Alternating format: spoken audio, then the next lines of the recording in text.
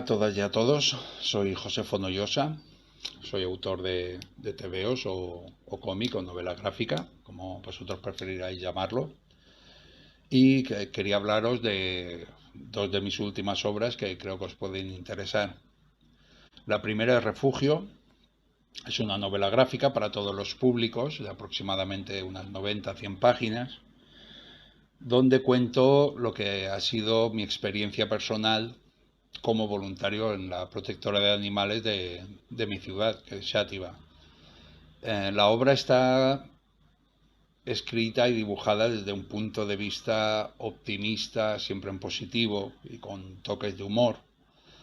En cierta manera, pues porque cuando estaba escribiéndola así lo decidí, pues porque a pesar de que lo que es el abandono animal en este país, pues es realmente un drama, sí que consideré que era adecuado, pues porque la gente que se reúne alrededor de este tipo de proyectos, de lo que es la protección animal, pues siempre vamos con la mejor de las intenciones y siempre dispuestos a aportar. Entonces preferí dar ese punto de vista.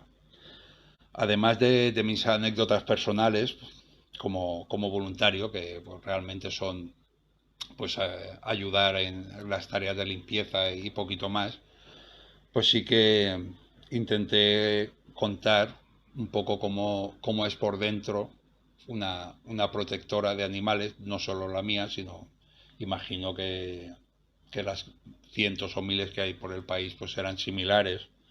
Contar cosas pues cómo llegan los animales allí, cómo se financia este tipo de actividades, cómo nos organizamos entre nosotros el trabajo, o por ejemplo un tema que creo que para la gente que lo ve desde fuera le puede ser muy interesante es cómo buscamos un hogar para esos animales, el tema de las adopciones, que muchas veces pues es un tema un poquito peliagudo. Y al fin y al cabo, pues en Refugio podéis ver eh, lo que es todo lo que es la filosofía que se mueve alrededor del tema de la protección animal. También he intentado ser lo más didáctico posible, ya no solo desde mi experiencia, porque realmente soy un recién llegado a este mundo y he contado pues, con la ayuda inestimable de mis compañeras en la protectora. La segunda obra es Bumpy.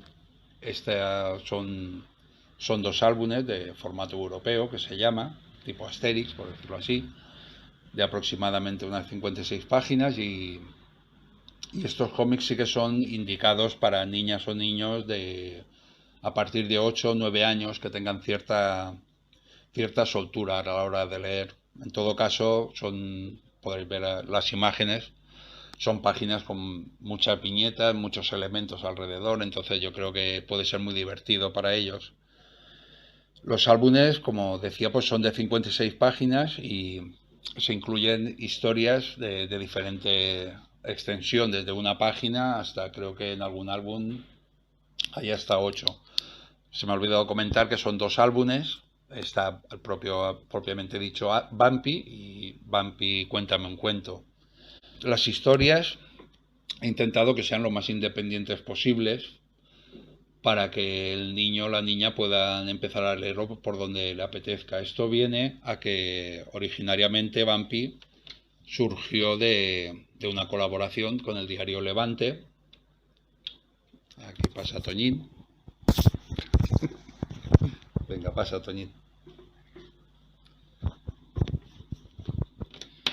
Surgió como decía, surgió de una colaboración con el diario Levante en su extra infantil, y entonces sí que tenía claro que el cómic se podía leer desde que cualquier niño que cogiera una página pudiera leerlo independientemente de las otras.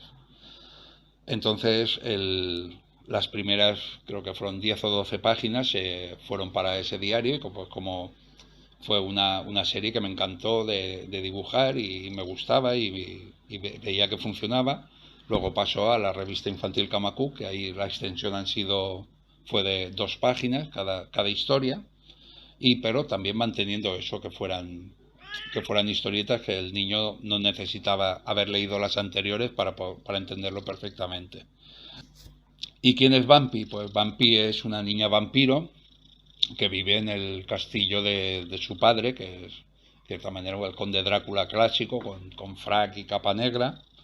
Y todo eso es un Drácula que realmente pues está siempre muy ocupado en su trabajo, está o yendo o volviendo del trabajo y siempre está cansado y por eso mismo pues, no acaba de conectar con lo que son las inquietudes de la niña, que eso yo creo que es un tema que yo como niño lo recuerdo, porque eso de que mis padres no me entienden, que eso es habitual.